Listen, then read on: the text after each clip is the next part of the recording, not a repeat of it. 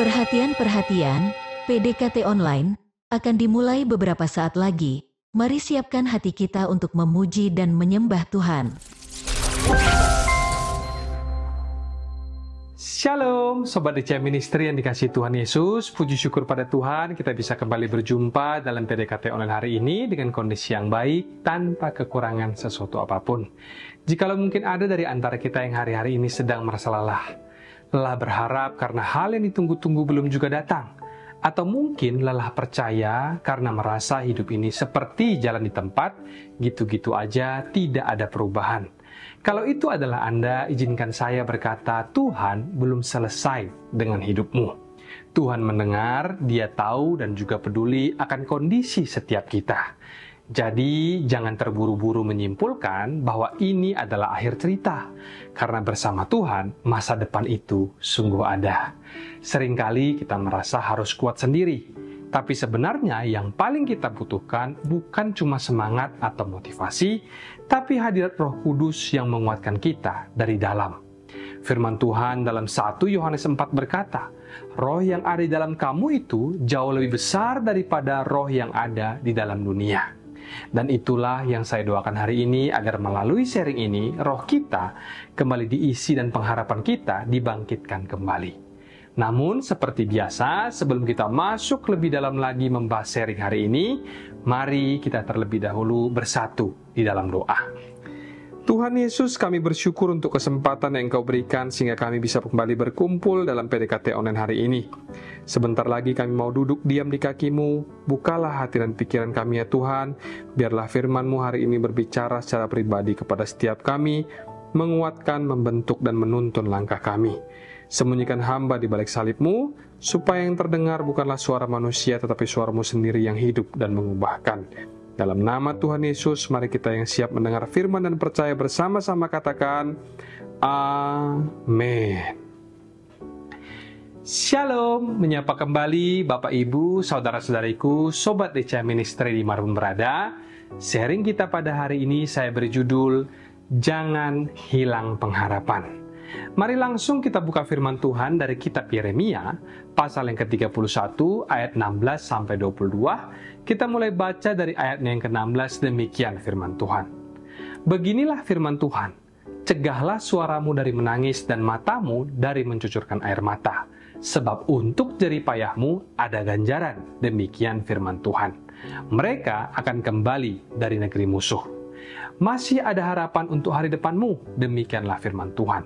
Anak-anak akan kembali ke daerah mereka. Di ayat 16 tadi dibuka dengan kalimat, beginilah firman Tuhan. Terimalah ini sebagai suara dari Tuhan yang disampaikan langsung kepada kita hari ini. Cegahlah suaramu dari menangis dan matamu dari mencucurkan air mata. Ini bukan larangan untuk menangis saat berdoa, tapi yang dilarang di sini adalah air mata putus asa atau tangisan karena kecewa maupun kepahitan. Tuhan berkata, berhentilah menangisi itu. Kenapa? Karena selanjutnya dikatakan, sebab untuk jerih payahmu ada ganjaran. Tuhan tidak pernah menutup mata terhadap usaha kita. Tuhan melihat setiap langkah iman, setiap ketekunan, bahkan di saat kita merasa apa yang kita lakukan itu semua tidak ada hasilnya. Memang yang namanya iman terkadang tidak memberi hasil yang instan. Kita bisa beriman secara instan, tapi hasil daripada iman tidak tentu instan. Karena iman itu percaya dulu sebelum melihat.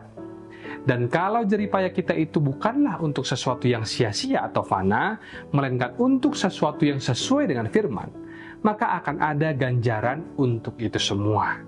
Ganjaran di sini itu bukanlah hukuman, tapi upah yang merupakan hadiah atas kesetiaan. Itulah sebabnya, jangan hilang pengharapan. Karena dalam Roma 5 ayat yang kelima dikatakan, pengharapan tidak akan mengecewakan. Tanpa pengharapan, iman tidak bisa berdiri. Banyak orang berpikir kalau iman itu berdiri sendiri. Tetapi sesungguhnya, iman itu butuh tempat untuk berdiri. Dan tempat berdirinya iman itu adalah pengharapan. Ibrani 11 ayat yang pertama berkata, iman adalah dasar dari segala sesuatu yang kita harapkan dan bukti dari segala sesuatu yang tidak kita lihat. Jadi kalau tidak ada yang diharapkan, maka iman pun tidak punya alasan untuk berdiri. Tanpa pengharapan, iman itu seperti mobil yang tanpa arah, seperti menanam benih tapi nggak tahu itu untuk apa. Pengharapanlah yang membuat kita percaya bahwa sesuatu yang lebih baik bisa terjadi, lalu iman kemudian masuk dan berkata, aku percaya itu akan terjadi karena Tuhanku sanggup. Atau, biar lebih gampang, kita coba membayangkan ketika kita sedang berada di tengah hujan badai. Pengharapan itu adalah payungnya, sementara iman itu adalah kaki yang terus melangkah. Kalau tidak ada pengharapan, kita akan diam saja, pasrah dan tidak bergerak. Tetapi waktu muncul pengharapan, meskipun kecil, itu cukup untuk membuat iman berkata, yuk mari kita jalan, karena Tuhan pasti membuka jalan. Tanpa harapan, iman akan lemah. Tanpa pengharapan, kita kehilangan alasan buat percaya. Tapi begitu ada harapan, meskipun kecil, iman akan menyala, dan dari situlah mujizat dimulai. Itulah sebabnya sangat berbahaya kalau sampai seseorang itu kehilangan pengharapan. Karena orang yang kehabisan pengharapan itu bisa gelap mata, bahkan berujung pada bunuh diri. Makanya kita sering dengar kalau orang yang bunuh diri itu dikatakan matanya gelap. Itu dikarenakan hatinya yang hilang pengharapan.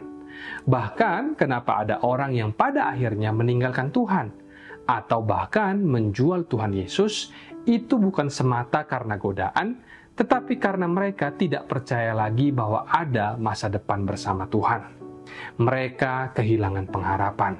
Dan di tengah kondisi yang seperti itu, di dalam ayat berikutnya di ayat 17, Tuhan berkata, masih ada harapan untuk hari depanmu, demikianlah firman Tuhan. Kalimat ini sungguh luar biasa. Tuhan belum bicara soal mujizat ataupun berkat pelipat gandaan, tapi hanya dengan satu kalimat ini saja sudah cukup membuat iman kita langsung menyala. Karena di saat seseorang mendengar, masih ada harapan, itu seperti oksigen buat jiwa kita. Saat kita tahu bahwa harapan itu masih ada, tiba-tiba muncul kekuatan baru. Tiba-tiba muncul keberanian untuk berdiri lagi. Jadi satu hal yang bisa kita catat dari sharing pada hari ini sebagai poin yang pertama adalah, buatlah keputusan untuk berhenti menangisi keadaan yang sekarang karena putus asa. Dan mulailah menabur air mata dalam iman. Mazmur pasal 126 ayat 5 dan 6 berkata, orang-orang yang menabur dengan mencucurkan air mata akan menuai dengan sorak-sorai. Barang siapa yang maju sambil menangis, sambil menabur benih, ia pasti pulang dengan sorak-sorai sambil membawa berkas-berkasnya. Kalau hari ini Anda dan saya masih bisa bernafas, itu artinya Tuhan belum selesai dengan hidup kita. Masih ada harapan, masih ada masa depan. Dan saya percaya masa depan itu bukanlah sekedar harapan kosong, tapi sesuatu yang sedang Tuhan persiapkan secara pribadi untuk setiap kita. Dengan kasih-Nya dan dengan tangannya sendiri. Jadi jangan menyerah karena yang menuliskan akhir ceritamu adalah Tuhan sendiri. Lalu sekarang kita akan lanjut ke ayat ke-18. Telah kudengar sungguh-sungguh Efraim meratap. Engkau telah menghajar aku, dan aku telah menerima hajaran seperti anak lembu yang tidak terlatih. Bawalah aku kembali, supaya aku berbalik, sebab Engkaulah Tuhan, Allahku. Tuhan bilang, telah kudengar sungguh-sungguh Efraim meratap. Sebagai tambahan informasi buat kita, Efraim adalah suku terbesar di wilayah Israel Utara, sama seperti Yehuda mewakili Israel Selatan. Efraim sering dipakai untuk melambangkan seluruh Israel Utara. Dan sebagai suku yang besar dan punya pengaruh besar, tapi suku ini mengalami musibah yang besar juga. Jadi janganlah kita pernah iri kepada orang yang besar, karena makin besar seseorang, maka makin besar pula ujian yang dihadapi. Semakin tinggi pohon, maka semakin kencang pula angin yang menerpanya. Kondisi Efraim sangat parah, karena mereka sudah berada di ujung tombak kehancuran total, atau bisa dikatakan sudah tidak lagi bisa dipulihkan karena saking parahnya. Seperti barang rusak yang tidak bisa lagi diperbaiki, atau sakit penyakit yang mungkin sudah menyebar kemana-mana dan tidak bisa untuk disembuhkan. Tetapi bagi Tuhan, sekalipun secara manusia tidak ada lagi harapan, bagi Tuhan tidak ada yang terlalu sukar. Tidak ada satu hal pun yang melampaui kuasa-Nya. Selama Tuhan belum mengetok palu, manusia bisa mengeluarkan vonis apapun, mau itu dengan fakta yang tidak bisa disangkali sekalipun. Tapi kalau Tuhan berkata berubah, maka semuanya bisa berubah dalam sekejap. Karena Dia adalah Allah yang Maha Kuasa. Dan di saat Efraim berkata, "Engkau telah menghajar aku, dan aku telah menerima hajaran," kita bisa melihat betapa lembutnya sikap hati mereka. Mereka tidak menyalahkan Tuhan, mereka tidak membela diri, ataupun marah-marah karena dihukum, tapi yang mereka lakukan adalah bertobat. Dengan hati yang hancur, Efraim berkata, "Aku memang dihajar, dan aku telah menerima hajaran." Inilah kunci pemulihan. Pemulihan sejati dimulai dari sikap hati yang benar. Karena itu, poin kedua yang jadi rema buat kita hari ini adalah jangan keraskan hatimu, karena yang paling perlu diubah bukan selalu situasinya, tapi justru sikap hati kita. Sebelum minta Tuhan mengubah keadaan, mintalah lebih dahulu kepada Tuhan untuk memulihkan sikap hati kita sesuai dengan kehendak-Nya. Pada kenyataannya, ada orang-orang yang saat dihajar Tuhan, bukannya hancur hati, tapi malah makin mengeras. Bukan karena mereka jahat, tapi seringkali karena gengsi atau karena tidak terima dengan apa yang Tuhan izinkan. Bahkan ada dari mereka yang marah bukan cuma ke Tuhan, tapi juga ke orang-orang di sekitarnya. Mereka mencari alasan, menyalahkan keadaan, atau menghindari kebenaran. Sama seperti Firaun, hatinya keras membatu, sudah dihajar 10 tulah pun, tetap tidak berubah. Orang yang mengeraskan hati itu rugi sendiri. Tahu rugi apa? Rugi waktu. Karena setiap kali ada seseorang yang menolak dibentuk, itu artinya orang tersebut mundur satu langkah lagi dari rencana Tuhan. Tapi bagi orang yang mau lembut hatinya dan mau diajar, walaupun masalahnya belum selesai, hatinya sudah selesai. Dan orang itu akan cepat lanjut ke fase yang berikutnya, karena hatinya sudah selesai. Tinggal tunggu giliran, masalahnya juga akan segera ikut selesai. Ingatlah bahwa Tuhan selalu datang tepat pada waktunya. Dia tidak pernah terlalu cepat dan tidak pernah juga terlalu terlambat. Waktunya selalu pas. Dan kita langsung lanjut lagi ke ayat 19. Efraim berkata, "Sungguh, sesudah aku berbalik, aku menyesal, dan sesudah aku tahu akan diriku, aku menepuk pinggang sebagai tanda berkabung. Aku merasa malu dan mernoda, sebab aku menanggung aib masa mudaku." Perhatikan baik-baik isi hati Efraim. Ada pengakuan, ada kesadaran, ada pertobatan yang sungguh. Dia tidak hanya menyadari kesalahannya, tetapi menyesalinya dengan hati yang hancur. Kalimat di ayat sebelumnya, "Bawalah aku kembali," itu bicara tentang hati. Sedangkan kalimat "supaya aku berbalik" itu berbicara soal keadaan yang berubah setelah hati lebih dulu diubahkan. Yesaya juga pernah menuliskan prinsip ini dalam Yesaya 30 ayat yang ke-15. "Dengan bertobat dan tinggal diam, kamu akan diselamatkan. Dalam tinggal tenang dan percaya terletak kekuatanmu." Seringkali yang tertunda bukanlah situasinya, tapi kitanyalah yang belum siap melangkah ke fase berikutnya, karena hati kita yang belum selesai. Tuhan tidak pernah terlambat. Dia juga tidak pernah datang terlalu cepat. Itulah sebabnya lebih baik kita diam dalam proses Tuhan daripada terburu-buru mengejar terobosan tapi dengan hati yang belum siap. Karena ketika hati kita sudah benar di hadapan Tuhan, meskipun keadaan belum berubah, kita tetap bisa tenang karena kita tahu Yesus sedang berjalan di atas air mendekat kepada kita. Mungkin dulu kita pernah jatuh, tapi sekarang kita sudah bertobat dan Tuhan sudah mengampuni kita. Walaupun pengampunan Tuhan tidak selalu berarti semua orang juga akan langsung mengampuni kita. Tetapi selama hati kita sudah benar di hadapan Tuhan, kita akan merasa aman. Kenapa? Karena kita tahu kita sudah menjadi urusannya Tuhan. Dan itu jauh lebih baik daripada hidup yang kelihatannya baik-baik saja, tetapi sebenarnya jauh daripada Roh Kudus dengan hati yang tidak beres, karena tanpa hadirat Tuhan, hidup itu rapuh meskipun kelihatannya kuat. Kita lanjut ke ayat 20, dan di sini kita melihat sebuah momen yang sangat menyentuh di mana Tuhan terharu.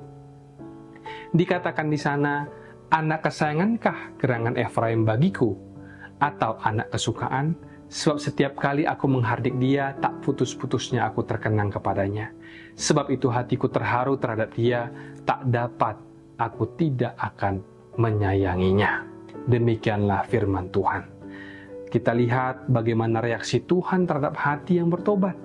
Tuhan berkata, setiap kali aku menegur dia, aku tetap terkenang kepadanya. Artinya, meskipun Tuhan harus menghajar atau menegur, kasih-Nya tidak pernah hilang. Tuhan yang Maha Besar itu terjamah oleh ratapan anak yang hancur hati. Bukan karena anak itu hebat, tapi karena anak itu kembali dengan hati yang lembut dan tulus. Lalu Tuhan berkata, tak dapat tidak, aku akan menyayanginya.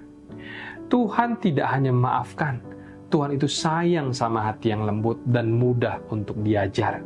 Karena itu, dengar baik saudaraku, please janganlah keraskan hatimu. Karena terkadang Tuhan sudah siap memperbaiki keadaan kita, tapi Dia masih menunggu satu hal, yaitu hati kita. Lalu kita masuk ayat 21, dan di sana tertulis, dirikanlah bagimu rambu-rambu jalan, pasanglah bagimu tanda-tanda jalan, perhatikanlah jalan raya baik-baik, yakni jalan yang telah kau tempuh. Kembalilah hai anak darah Israel, kembalilah ke kota-kotamu ini. Apa yang dimaksud dengan rambu-rambu jalan di ayat ini? Rambu-rambu di sini itu berbicara tentang prinsip hidup. Tuhan sedang mengajak kita untuk hidup berprinsip di dalam kebenaran. Tuhan tidak berkata, tunggu sampai masalah selesai dulu, baru dirikan rambu. Tidak. Tuhan suruh kita berprinsip itu sekarang. Jangan tunggu besok, jangan tunggu masalah lewat dulu. Kalau kita mau taat, taatlah sekarang, bukan nanti saat keadaan sudah nyaman. Berapa lama, ayat 22, lagi engkau mundur maju, hai anak perempuan yang tidak taat, sebab Tuhan menciptakan sesuatu yang baru di negeri, perempuan merangkul laki-laki. Di sini Tuhan menegur dengan kasih. Tuhan bilang, berapa lama lagi engkau akan terus maju mundur, kata Tuhan. Tuhan rindu kita menjadi pribadi yang mantap dan konsisten. Bukan harus langsung sempurna, tapi mau terus melangkah maju dalam ketaatan. Sebagai manusia biasa tentu wajar kalau ada naik turunnya di dalam perjalanan iman. Tapi jangan naiknya itu terlalu tinggi, lalu turunnya itu terlalu dalam. Karena itu bukanlah pertanda konsistensi, tapi itu namanya goncangan. Tuhan mencari hati yang stabil, hati yang tetap taat, bahkan ketika keadaan belum berubah. Kadang kita nunggu perubahan dulu baru kita mau taat. Padahal sebenarnya taat dulu maka perubahan akan mengikuti. Sebab Tuhan menciptakan sesuatu yang baru di negeri. Ayat 22b, perempuan merangkul laki-laki. Kalimat ini bukan bicara soal pelukan ataupun kekuatan fisik, tapi ini bicara tentang pembalikan peran rohani. Yang tadinya lemah, sekarang dikuatkan. Yang tadinya lari dari Tuhan, sekarang kembali mengejar Tuhan. Perempuan dalam ayat ini melambangkan kita semua, umat Tuhan yang selama ini mungkin pelin-pelan, sering maju mundur, dan tidak setia sama Tuhan. Tapi sekarang, oleh kasih karunia, Tuhan sedang memulihkan kita menjadi pribadi yang aktif kembali mengejar Tuhan. Kita yang dulunya pasif, sekarang dipulihkan menjadi pribadi yang aktif datang kepadanya. Dan janji Tuhan ketika kita menabur dalam ketaatan, bahkan di tengah kelemahan kita, Tuhan akan membangkitkan kekuatan daripada kita. Bukan karena kita hebat, tapi karena kasih-Nya yang memulihkan. Poin ketiga untuk kita renungkan hari ini, jangan tunggu kita kuat dulu, baru kita taat. Justru, waktu di saat kita mau taat di tengah kelemahan, Tuhan sedang menciptakan kekuatan yang tidak kita sangka. Kita pikir kita ini yang paling lemah, tapi ternyata Tuhan bisa memakai kita untuk menguatkan orang lain. Tuhan bisa pakai kita duluan untuk memberkati orang lain seperti Yusuf yang masih dalam penjara, tetapi menolong juru minuman dan juru roti, mengertikan mimpi mereka di dalam penjara, tapi dia sendiri belum keluar dari penjara. Yusuf tetap taat dan setia, dan ketika waktunya tiba, Tuhan melawat Yusuf dengan kemuliaan. Dia diangkat, dan saat dia diangkat, seluruh dunianya pun ikut terangkat bersama dengan dia. Yusuf jadi penguasa di Mesir. Jadi kalau hari ini ada dari kita yang merasa lemah iman, justru harus taat sama Tuhan. Taat sama firman, semakin kita taat, semakin kita kuat. Sampai akhirnya Tuhan genapi ayat ini dalam hidup kita, perempuan merangkul laki-laki, yang artinya kita akan jadi lebih kuat daripada orang-orang yang selama ini kita pikir lebih kuat daripada kita.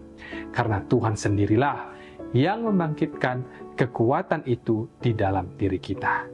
Dari sharing hari ini ada 3 poin yang dapat kita ambil menjadi rema, dimulai dari yang pertama. Buatlah keputusan untuk berhenti menangisi keadaan yang sekarang karena putus asa, dan mulailah menabur air mata iman. Yang kedua, jangan keraskan hatimu karena yang paling perlu diubah bukan selalu situasinya, tapi justru sikap hati kita. Dan yang terakhir, jangan tunggu kita kuat dulu baru kita taat. Justru waktu kamu taat di tengah kelemahan, Tuhan akan bangkitkan kekuatan yang tidak kamu duga. Sobat DC Ministry yang terkasih, saat pengharapan mulai menipis, saat hati terasa lelah menunggu jawaban, Tuhan datang menyapa lewat firman-Nya di Yeremia 31 dan berkata, masih ada harapan untuk hari depanmu. Bukan sekedar motivasi yang manis, tapi satu suara surga yang mampu membuat iman kita menyala lagi. Karena waktu harapan hidup kembali, iman mulai bangkit. Disitulah mujizat mulai terbuka. Jadi kalau hari ini kamu sedang berada di titik paling lelah, kalau doamu terasa belum dijawab, kalau langkahmu mulai kehilangan arah, jangan hilang pengharapan. Sebab Tuhan belum selesai dengan hidupmu. Masa depanmu belum berakhir, dan meskipun kamu belum melihat hasilnya pada hari ini, tangan Tuhan masih bekerja dengan setia.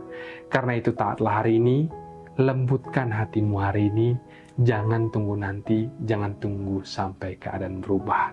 Dan percayalah, pengharapan di dalam Tuhan tidak akan pernah mengecewakan. Demikian sharing pada hari ini, mari kita bersatu hati dalam doa. Tuhan Yesus, terima kasih buat firman-Mu hari ini. Engkau mengingatkan kami kembali bahwa masih ada harapan untuk hari depan kami.